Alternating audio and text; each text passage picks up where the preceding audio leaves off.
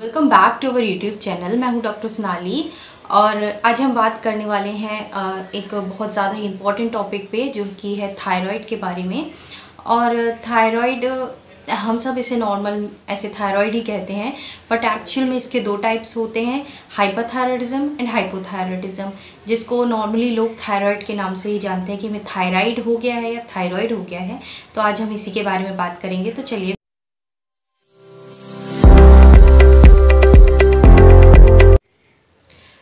जब हम modern life देखते हैं, मॉडर्न लाइफस्टाइल देखते हैं, तो उस टाइम पे, अभी के टाइम पे एक बहुत ही कॉमन डिजीज़ है, या मैं कहूँ लाइफस्टाइल प्रॉब्लम है, या हम इसे ऑटो इम्यून डिजीज़ के कारण या जेनेटिक्स के कारण जो प्रॉब्लम क्रिएट होती है, या फिर जो हम खान पान ये फूड है उसके कारण प्रॉब्लम क्रिएट होती है, ऐसी प्रॉब्लम भी बोल सकते हैं।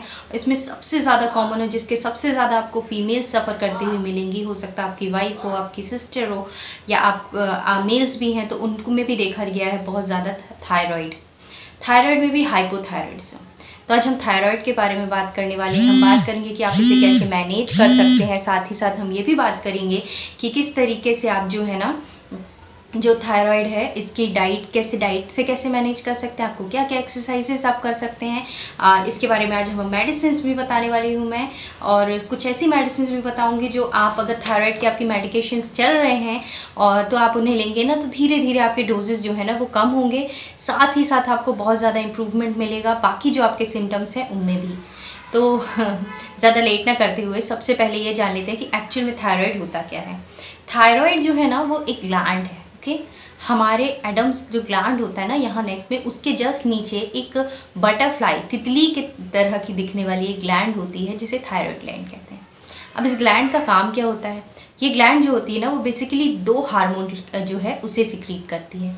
एक होता है थायरॉक्सिन हार्मोन, एक होता है ट्राईआइडोथायरॉक्सिन हार्मोन। ठीक है, तो ये दो हार्मोन जो हैं इनका बाकी हमारी बॉडी में काम होता है। तो ये जो दो हार्मोन सिक्रीट करती है ना, ये हमारी बॉडी में फैट और मेटाबॉलिज्म जो होते हैं ना, इनको अफेक्ट करते हैं, इनको रेगुलेट करते हैं। ओके, हमारी बॉडी किस तरीके से का मेटाबॉलिज्म कैसा रहेगा, वो फैट को कैसे यूज़ करेगी, प्लस वो कार्बोहाइड्रेट को कैसे यूज़ करेगी, ये दो हार्मोन जो हैं वो देखते हैं, और उनका ये वर्क होता है। तो अब आप खुद सोचिए, अगर इन हार्मोन्स में इम्बैलेंस होगा, मतलब कि हमारी जो पूरी बॉडी का मेटाबॉलिज्म है, कैसे हमारी बॉडी कार्बोहाइड्रेट यूज़ कर रही है, कैसे फैट यूज़ कर रही है, उसका पूरा मेटाबॉलिज्म सब चला जाएगा। तो इसीलिए ये एक बहुत ही ज़्यादा सीरियस कंडीशन भी, मतलब सीरियस होती ही है, लोग इसे हल्के में ले सकते हैं, बट हल्के में नहीं लेना है इसे। हमें इसे के लिए डाइट भी मैनेज करनी है, अपनी एक्सरसाइज भी मैनेज करनी है, और इसके अलावा सब कुछ देखना है। तो अब हम इसके टाइप्स देखते हैं कि इसके टाइप्स क्या क्या होते हैं। ओके, ये दो टाइप की होती है बेसिकली, मतलब जो डिजीज़ होती है वो दो टाइप की होती है। एक होता है हाइपरथायराइडिज्म, एक होता है हाइपोथायराइडिज्म। हाइपरथायराइडिज्म मतलब जहाँ पे आपकी जो ग्लैंड है ना वो हाइपर एक्टिव, मतलब वहाँ पे ज़्यादा हार्मोन्स जो है उसका सिक्रीशन हो रहा है। हाइपोथायराइडिज्म जहाँ पे ग्लैंड जो है वो कम एक्टिव है, उसके कारण हाइपोथायराइडिज्म बोलेंगे। सबसे पहले जान लेते हैं हाइपरथायराइडिज्म में क्या क्या सिम्टम्स आते हैं। हाइपरथायराइडिज्म जैसे हाइपर एक्टिव का है ना, वैसे ही पर्सन जो रहेगा ना वो भी हाइपर एक्टिव रहेगा। आपको बहुत ज़्यादा उसमें रेस्टलेसनेस देखने के लिए मिलेगी, और नौसिया की फीलिंग रहेगी, डायरिया रहेगा, कभी कॉन्स्टिपेशन भी रह सकता है। साथ ही साथ बहुत लीन होगा, थिन होगा, हमेशा हरीड वरीड रहेगा, सोने में दिक्कत आ सकती है कि स्लीपिंग प्रॉब्लम्स वगैरह हो सकती हैं। मूड्स जो होते हैं ना वो भी स्विंग्स बहुत ज़्यादा होते हैं, मूड स्विंग्स भी देखने के लिए मिलते हैं। स्किन जो होगी वो डल हो जाएगी, और कलर एकदम मतलब ब्राइट नहीं रहेगा, ब्लैकिश ऐसा हो जाएगा। इस तरीके के आपको सिम्टम्स देखने के लिए मिलेंगे हाइपरथायराइडिज्म में। अब एक सबसे ज़्यादा कॉमन है हाइपरथायराइडिज्म, तो सब जानते हैं, बहुत सारे लोगों को होता है। हाइपोथायराइडिज्म, सबसे ज़्यादा हाइपोथायराइडिज्म के पेशेंट्स हम देखते हैं। तो हाइपोथायराइडिज्म क्या होता है? ये जो ग्लैंड होती है ना वो लेस एक्टिव होती है। अब ग्लैंड क्या कर रही है ना, अपने हार्मोन्स जो है ना वो लेस एक्टिव है, तो हार्मोन्स ही ठीक से नहीं बना रही है, तो इसके कारण हाइपोथायराइडिज्म होगा। हाइपोथायराइडिज्म इंसान जो होता है ना वो मोटा हो जाता है और हाइपोथायराइडिज्म में पतला रहता है। क्यों? क्योंकि वहाँ पे ग्लैंड हाइपर एक्टिव है और वो हमारी बॉडी के मेटाबॉलिज्म को भी इंक्रीज कर दिया है। यहाँ पे क्या करेगी ग्लैंड हाइपोथायराइडिज्म, हमारे बॉडी के मेटाबॉलिज्म को कम कर देगी।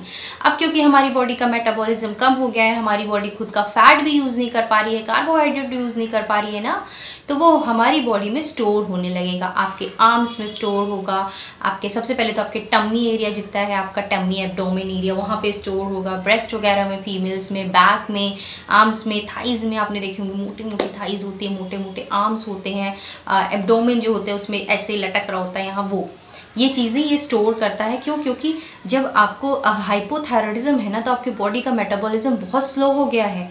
अब आपको उसको एक्सेलरेट करना पड़ेगा, उसके कारण करना पड़ेगा और आप एक्सेलरेट कर नहीं पाते हैं, तो इसीलिए ये जो फैट है ना वो बॉडी में स्टोर होता जाता है।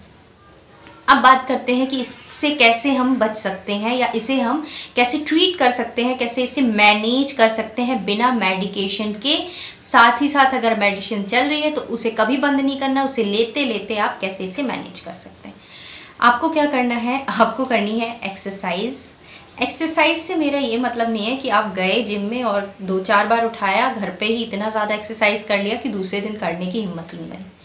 आपको अपनी बॉडी को वर्क में लाना है, इतनी एक्सरसाइज करें कि दूसरे दिन करने की हिम्मत रहे एक्सरसाइज, उतना ही वॉक करें। आप क्या क्या कर सकते हैं, तो आप वॉक कर सकते हैं, सबसे इजी से स्टार्ट कीजिए, वॉक कीजिए, थोड़ा तेज वॉक करेंगे, ओके, जैसे हम ब्रिस्क वॉक बोलते हैं ना, थोड़ा तेज वाला, जिस ऐसी वॉक जिसमें कि आप बात ना कर पाएँ, मतलब कि जैसे आप इतना तेज चलें कि आप बाजू में अगर कोई हो तो उससे बात ना कर पाएँ, या खुद ही बोलने की कोशिश करें, आप बोल ना पाएँ, आपकी सांस फूले ऐसे।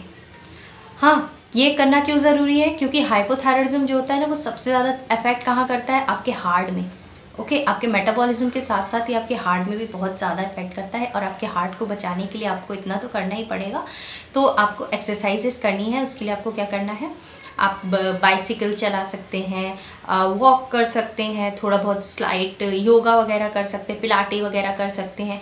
बहुत हैवी लिफ्टिंग नहीं करनी है, हैवी वेट लिफ्ट नहीं करना है आपको उतनी ही एक्सरसाइज करनी है जिससे आपकी बॉडी में इतना दर्द ना हो कि आप दूसरे दिन जो है वो कम्प्लीटली बैठ जाएं, उसके बाद 3-4 महीने कुछ ना करें, फिर से मोटिवेट हो, फिर करें 2-4 दिन, फिर से बैठ जाएं। ऐसा नहीं करना है, हमें इसे रेगुलरिटी में लाना है। और किसी भी चीज़ को रेगुलरिटी में लाने के लिए सबसे पहले तो आप स्टार्ट कीजिए 5 मिनट स्लो वॉक कर सकते हैं, आप स्लो वॉक से स्टार्ट कीजिए, धीरे धीरे इनसे जो इंटेंसिटी है वो बढ़ाइएगा।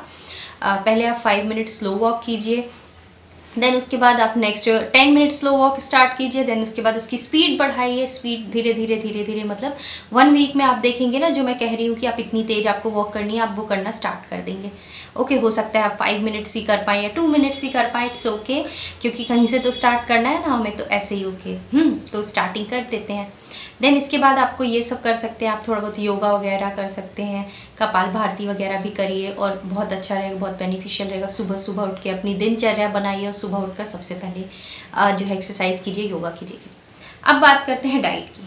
डाइट बहुत ज़्यादा इम्पॉर्टेंट रोल प्ले करती है। जब भी हम आजकल की डिजीज़ के बारे में सुनते हैं, जो भी सारी लाइफस्टाइल डिजीज़ हैं और ऑटो इम्यून डिजीज़ हैं, मुझे नहीं लगता है एक्चुअल में ऐसा है ही कि इसका जो मेन कारण है या कॉज हम देखें ना कहीं तो वो हमारी डाइट है। पिछले 50 या 100 साल में हमारी डाइट इतना ज़्यादा चेंज हुई है, इतना इसमें वेरिएशन आया है, एकदम अल्टर हो गई है, जिसके कारण लोगों के अंदर बहुत सारी डिजीज़, ऐसी कुछ डिजीज़ जो बहुत कम देखने के लिए मिलती थी, कैंसर भी आजकल कॉमन हो गया। ओके, मतलब जो डिजीज़ अभी जो है ना हमारे पास ट्रीटमेंट है उन डिजीज़ का जो किसी बैक्टीरिया वायरस इनके साथ हो रही है, बट ऐसी डिजीज़ जो कि नॉन कम्युनिकेबल है, जो आपकी लाइफस्टाइल डिजीज़ है, उनका हमारे पास ट्रीटमेंट नहीं है। और ये पहले कम देखने के लिए मिलती थी, बट अब ये जो है ना वो ज़्यादा देखने के लिए मिल गई। पहले आप देखते थे कि सिर्फ हाई क्लास लोगों में किसी को होती थी, ओके, बट अब अलग हो गया है, अब सबको होने लगा है। क्यों? क्योंकि लोगों को लगता है हम तो पूरा दिन काम करते हैं, हम तो पूरा दिन ऑफिस में रहते हैं, हम तो घर का काम करते हैं, तो हमें एक्सरसाइज करने की क्या ज़रूरत है या हमें डाइट करने की क्या ज़रूरत है। डाइट का मतलब ये नहीं होता कि आप पर्टिकुलरली ये खाना बंद कर दें या वो खाना बंद कर दें, आपको चीज़ें मेंटेन करके चलना होता है। ओके, हर चीज़ का लाइफ में हमें एक बैलेंस बनाना होता है, और उस बैलेंस के लिए हमें क्या करना है, हमें सिर्फ कार्बोहाइड्रेट, सिर्फ रोटी नहीं खानी है, सिर्फ सब्जी नहीं खानी है, हमें सिर्फ फाइबर नहीं खाने, हमें सब कुछ चाहिए। तो इसके लिए आप क्या कीजिए, आपकी जो प्लेट रहेगी उसकी मैं यहाँ फ़ोटो लगा दूँगी, उसमें एक हिस्सा फाइबर का रखिए, थोड़ा कार्बोहाइड्रेट रखिए और थोड़ा सब्जी वगैरह, चावल सब्जी जो भी आप लेते हैं वो लीजिए। मैं आपको नहीं कहूँगी कि आप चावल बंद कर दीजिए, रोटी खाना बंद कर दीजिए, कुछ भी कम्प्लीटली बंद कर दीजिए। हाँ, अगर आप बहुत ज़्यादा कॉन्शियस हैं या अगर आपको नहीं भी पसंद है ना, तो मिलेट्स होते हैं ना, मिलेट्स जैसे हमारे ज्वार बाजरा के प्रकार होते हैं, जितने भी मिलेट्स होते हैं, हाँ, कोदो, कुटकी, सांभा वगैरह, सांभा, रागी, ये सब जितने भी मिलेट्स हैं ये आप यूज़ कर सकते हैं। इनको क्या कीजिए ना आप कि इनको आप हफ्ते में 2 दिन ज़रूर लीजिए, इससे बहुत बेनिफिट होगा। आप इसको राइस की जगह रिप्लेस करके प्लेन बना के ले सकते हैं। कोई बनाने में कोई भी ऐसे मतलब स्टार्टिंग कर रहे हैं ना, तो उसको कुछ ऐसे बनाने का कुछ ट्रिक नहीं है कि मतलब आप ऐसे ही बनाइए। आप सीधे कुकर में चढ़ा दीजिए, चावल की तरह पक जाएगा, उसे राइस से रिप्लेस कर दीजिए, दाल सब्जी के साथ खाइए, बहुत अच्छा लगेगा। ओके, देन नेक्स्ट ये डाइट में आप ले सकते हैं। अब इसके अलावा हम बात करते हैं होम्योपैथिक मेडिसिन की, कि हम कौन कौन सी जो होम्योपैथिक मेडिसिन हैं उनका यूज़ कर सकते हैं। तो इसमें पहली मेडिसिन आती है नेट्रमिल।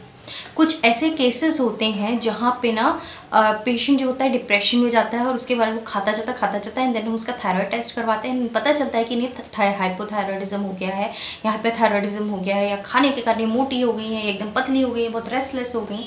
तो वहाँ पे दोनों ही थायराइड के केसेस में, हाइपो हो या हाइपर हो, वहाँ पे नेट्रमिल अच्छा एक्ट करती है। Next medicine is thuja.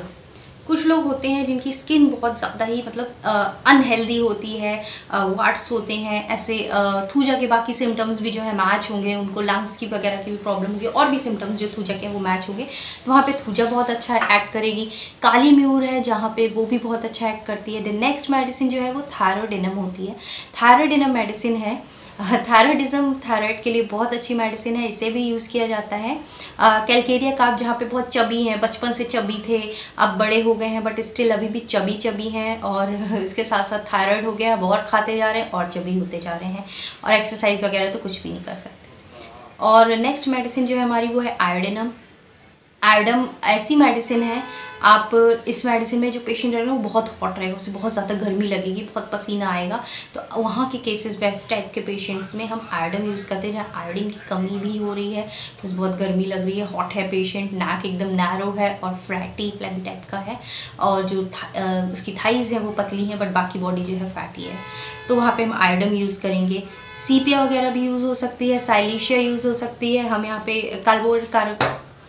Carbonicum का भी यूज़ करते हैं। अब बात करते हैं उन मेडिसिन का जो आप खुद से ले सकते हैं। तो उन मेडिसिन में सबसे पहली आज जो मेडिसिन आपको मैं रिकमेंड करूँगी वो है R51।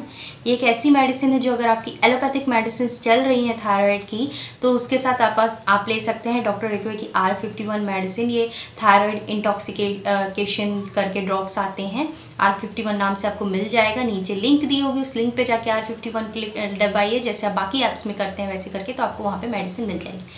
R51 को जो है ना वो आप 10 ड्रॉप्स लीजिए, सुबह दोपहर शाम, दिन में 3 बार। याद रखिए आप जब भी थायराइड की मेडिसिन खाते हैं सिर्फ एक बार खाते हैं ना सुबह खाली पेट, तो इसको आप खाने के बाद भी खा सकते हैं, खाली पेट भी ले सकते हैं, तो दिन में 3 बार इसे देना है 10 ड्रॉप्स। बहुत अच्छा असर दिखाएगी, और धीरे धीरे आप जब अपना टेस्ट करवाएंगे ना तो आपको खुद इम्प्रूवमेंट मिलेगा और आपके डोजेस कम होते जाएंगे।